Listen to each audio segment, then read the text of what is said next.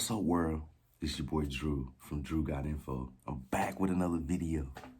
Today we're going to talk about options, the advantages and disadvantages of options. Now, when I'm talking options, I'm talking go to Taco Bell. You can choose between combo number 1 through combo number 10, or you go to buy a car, cloth versus leather, or white versus red. Go to buy a phone. You have iPhone versus iPhone Pro. Sizes. A lot of, options are everywhere, as we know. So I'm a person, I like options. So it's a lot of advantages to options. Options can actually bring a little bit more clarity as far as, say for instance, you're trying to sign up for a class and it's 2 teachers that teach that same class. Well, you're trying to figure out which teacher is going to be more adequate for you, meaning like you're going to learn it best from. So you might check reviews, you might deal with other peers, other students that are peers, ask them questions to try to get to a decision that you feel is best for you within.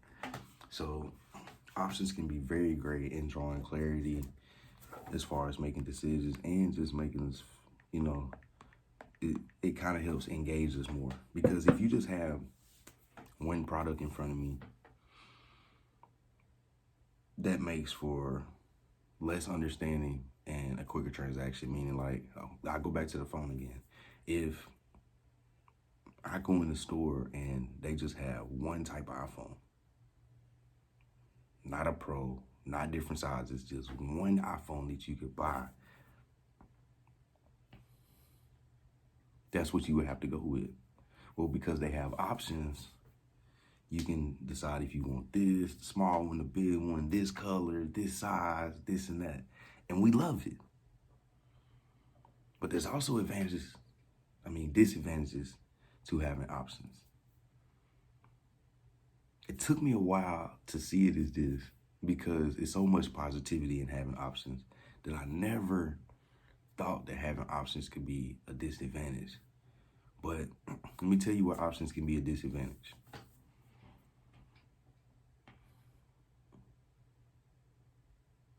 Say, for instance, you're somebody that you've been single for a while. You might not have it going on, or might not have no game or whatever. Your approach might be off, your standards might be whatever. So you might not have options. But the advantage in that when it comes to being in a relationship is when you do find that person, you're going to be more intrigued about it. You're going to be more into it. And you're going to feel very special because you identify as a person who, at that moment, might not have many options. So when you do run across whatever it is your desire is in the next person and you get that, you probably take it and run, meaning that you put your all into it. You just be totally invested.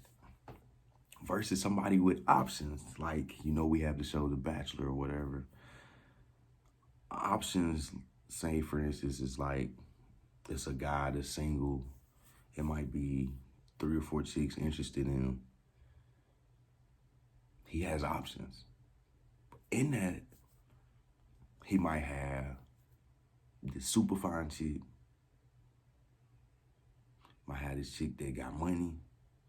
He might have this chick that's smart. Then you might have a chick that possesses all of them, but she might be a little mean, you know what I'm saying, whatever. That guy versus the other guy,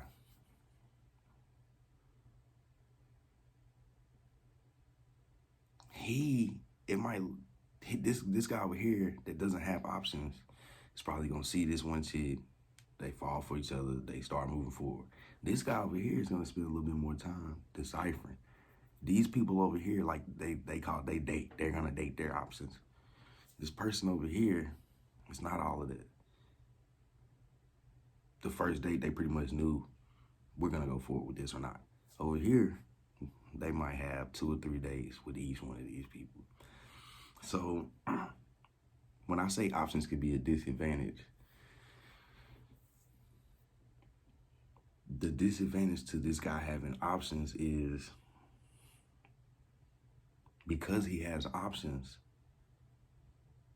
he might go for the girl that look good, he having a good time with, versus the girl that got her stuff together that can help him build an enterprise or just build that great family household life that's centered around nothing but love and happiness.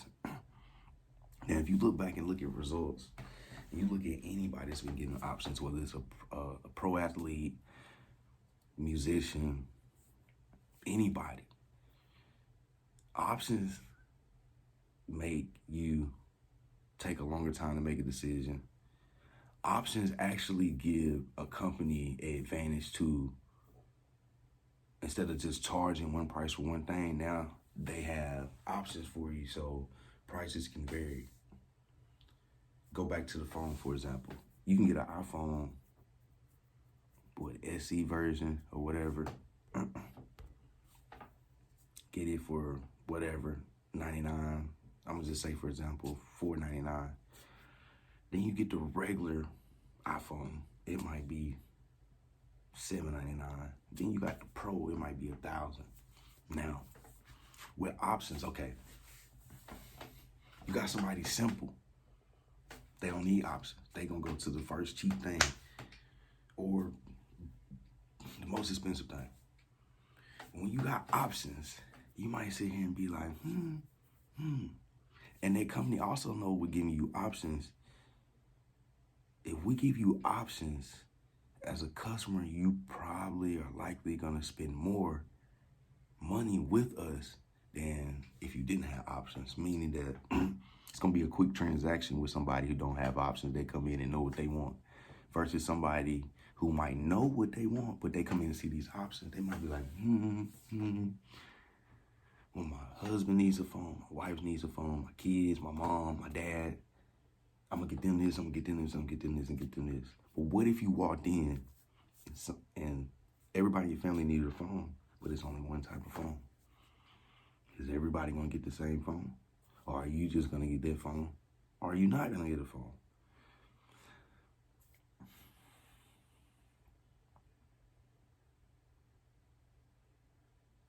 So all I'm saying is, sometimes there can be a lot of value in the lesser. Sometimes it is true, less is more. And sometimes you can't see how options can be a disadvantage. Like, let's think about buying a car.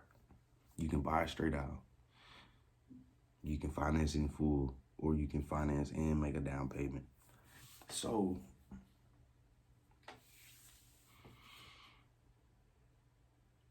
when they advertise, they be like, oh yeah, finance through us, finance through us, finance through us, finance through us. That's a good option. But actually financing through a dealership is not the way to go. When if you operate a bank, you can get a loan, auto loan, home loan, whatever, through your own bank. Now let me tell you, which one you think gonna give you the best interest rate? Your own bank you have a relationship with, been doing business with, or those guys at the lot you pulled up today just say you wanna buy a car? I'm like, oh yeah, we'll finance you. You're probably gonna get the better interest rate over here. Now, the goodness in this is you have options to make a decision. But if you don't have your ducks in a row, those options will swing you right uphill. So somebody with options that's not informed about everything before they walk in the door can be easily swindled. So we just have to be careful with options and how we handle them. But nevertheless, let's not get rid of options. But I want to know from you guys. Let me know below in the chat, what do you guys think about options? How can options be beneficial? How can they take away from you as a person, an individual trying to accomplish whatever you're trying to accomplish, or trying to live a certain way, or your brain just registers a certain way when it comes to options versus picking and choosing on deciding something. So let me know. Shoot me an email at drewgotinfo@gmail.com if you have any questions or concerns or any topics you want to see me discuss. But guys, let me know. I love having discussion. Let me know in the comments. Be sure to subscribe. This is your boy Drew. I'm signing out. Peace.